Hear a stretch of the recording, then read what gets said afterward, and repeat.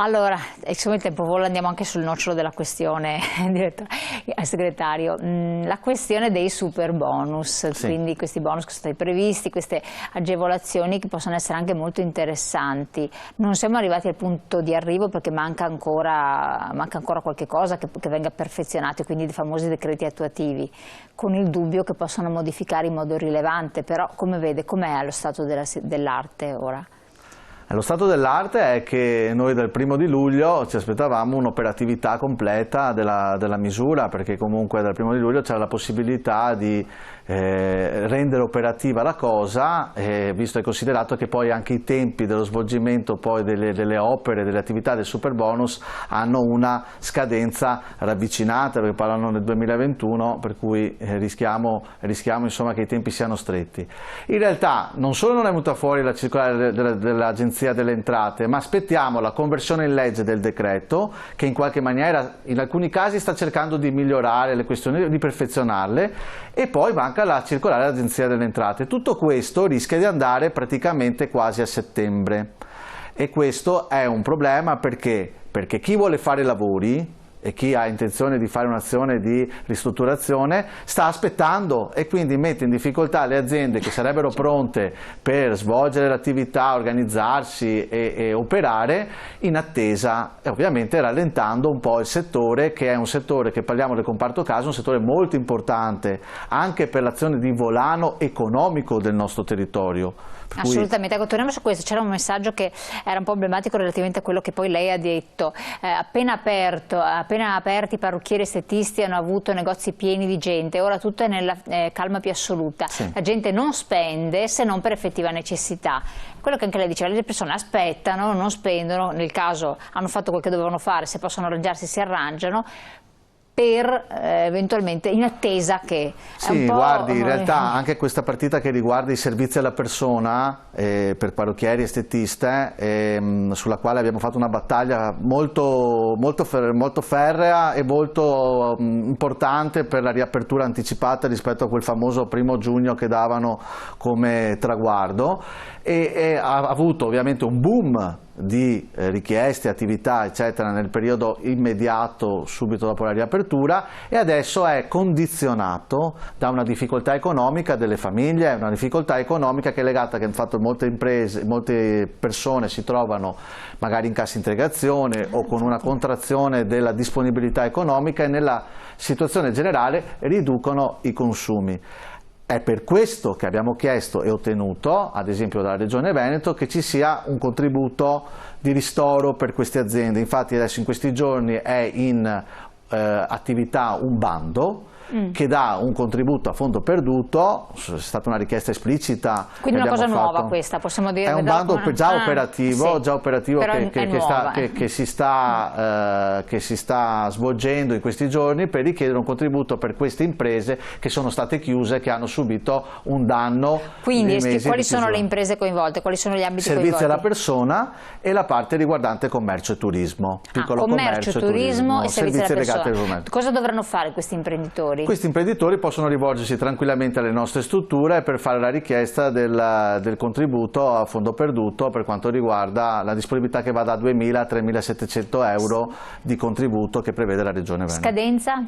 Bisogna verificare, insomma adesso dovrebbero essere operative nell'ambito di qualche giorno, per cui bisogna affrettarsi. Bisogna affrettarsi. Dove si trova questo bando? Il bando si trova sul sito della Regione Veneto, ma si possono rivolgere a tutte le strutture della CNA che sono a disposizione. Quindi CNA, gli artigiani, certo, i piccoli imprenditori sono a disposizione. Aiutarli a compilare la modulistica e no, questo è molto importante. Certo. Leggo un altro messaggio, poi torniamo sul discorso delle agevolazioni fiscali, sgravi o quant'altro, ecobonus che ci possono essere. Ci dobbiamo mettere le mascherine, visiere, guanti, lavare le mani, visite al giorno, poi vedi aprire discoteche, gente che balla con la mascherina, noi in ufficio sempre con sta mascherina, e poi sì, vedi queste cose permesse, assurdo. Sì, c'è un'incongruenza, cioè nell'ambito di lavoro, come diceva lei, ci sono determinate regole da rispettare, e invece dopo fuori succede di tutto e di più, e questo si rilascia un po' alla domanda che le avevo fatto un po' fuori onda. La responsabilità dell'azienda è una responsabilità importante, però poi si risponde solo nell'ambito dell'azienda l'azienda stessa, se un lavoratore Sì, bisogna regolare entrambe le cose, perché devo dire che nell'ambito dell'attività lavorativa il controllo è ferreo, perché comunque sia ci sono delle responsabilità e c'è stata anche un'organizzazione imposta dal punto di vista poi delle norme del protocollo di sicurezza interno, la responsabilità del Covid Manager che in qualche maniera è deputato a fare in modo che i lavoratori e il contesto aziendale siano tutelati, per cui la misurazione della temperatura, l'utilizzo dei dispositivi di protezione individuale, frequente lavaggio delle mani, il distanziamento sociale, cioè, tutto questo nell'ambito delle attività lavorative viene rispettato e anche c'è molta attenzione. È chiaro che questo dovrebbe essere in qualche maniera contenuto anche nelle azioni che si svolgono al di fuori dell'attività lavorativa, perché poi uno, cosa succede? Facciamo un esempio, si gira senza mascherina, si va in giro, si fanno i contatti, gli abbracci, i contatti personali, che non questa cosa qui non dovrebbe essere, esatto. ci vorrebbe attenzione, sì, anche nell'utilizzo poi degli spostamenti, delle cose, eccetera, ci vorrebbe un po' di attenzione, perché non si capisce per quale motivo nell'ambito lavorativo si mantenga una certa rigidità e poi fuori dalla porta del luogo di lavoro invece ci sia diciamo molta libertà. Diamoci, cioè diciamo, autoresponsabilizziamo sempre, siamo le stesse persone, quelle che lavorano, certo, e che sanno cosa hanno subito e quelle che vanno fuori. Cerchiamo di regolare, trovare una via di mezzo per evitare che ci siano ulteriori problemi. Questo dobbiamo pensarlo sempre. A 40 gradi al mercato con la mascherina, diceva l'altro messaggio, è meglio chiudere i mercati? No, attenzione, a 40 gradi con la mascherina però puoi fare gli acquisti e queste povere nelle bancarelle anche vendere, perché bene o male, pazienza, suderai un po', poi sappiamo te la togli. Che è difficile. Però il mercato è un luogo di rischio, per cui per forza di cose bisogna stare attenti. Meglio la mascherina a 40 gradi che non la chiusura, certo. Esatto, attenzione, si bisogna rispettare anche tutte le attività professionali ovviamente, viceversa nel divertimento, insomma, es modus in rebus. Questi ecobonus che sono stati previsti, soprattutto il 110%, che è molto interessante, vede delle situazioni un po' difficili per le imprese artigiane, le piccole imprese, i piccoli imprenditori, questo me l'hanno detto direttamente gli imprenditori, perché dicono io non posso permettermi con 2 dipendenti di anticipare i soldi, di fare il discorso di carattere fiscale, eccetera.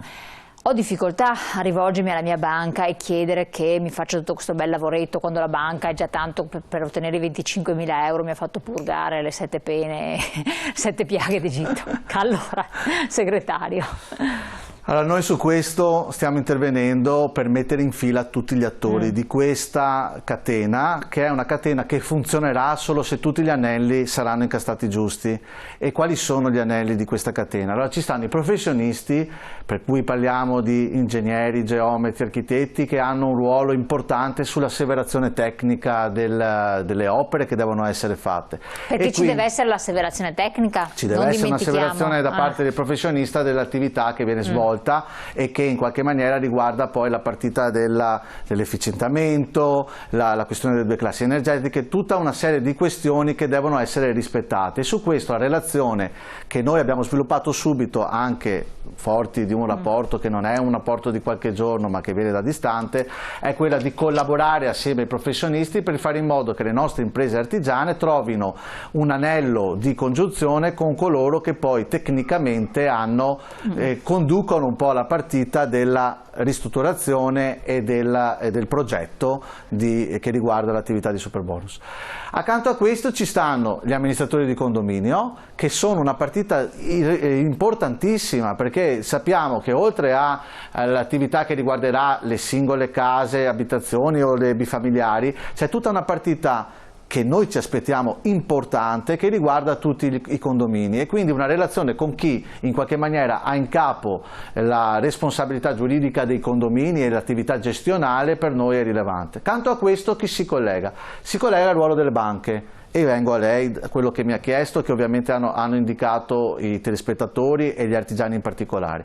Qui serve che la partita della cessione del credito si compia ovviamente con una corrisponsione, un riconoscimento economico che viene dato per questo tipo di attività da parte del sistema bancario, però deve esserci da parte della banca la volontà di acquisire il credito e consentire in questa maniera di togliere il problema, il fardello alle imprese che non hanno una capienza, una possibilità di anticipo che in qualche maniera renderebbe impossibile da parte loro star dentro l'operazione. Su questo abbiamo parlato con gli istituti bancari principali, c'è un'interlocuzione in corso anche per fare degli accordi, ovviamente loro sono in attesa degli elementi, dei decreti attuativi, soprattutto la circolare dell'Agenzia delle Entrate, ma la disponibilità c'è.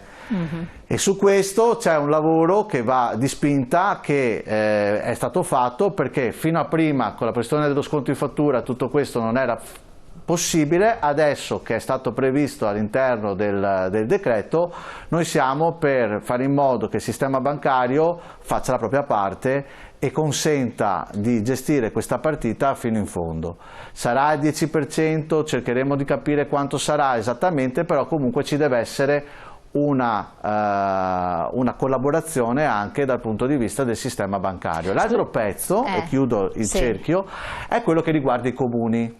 Cioè l'ambito dei comuni, e con cui noi con ANCI abbiamo un'interlocuzione importante, e ha partecipato anche a un seminario recente che abbiamo fatto dove c'era tantissima attenzione, tantissima partecipazione, e il ruolo che gli amministratori comunali svolgono in questa partita, soprattutto i comuni, nella rigenerazione urbana del proprio territorio, perché questa partita qua, se funziona veramente, è una partita che è in grado di ridisegnare anche le città, i nostri comuni, i nostri borghi, che in questa maniera qua potrebbero ritrovare una nuova vitalità e soprattutto anche un efficientamento dal punto di vista energetico, dal punto di vista della vivibilità. Perfetto.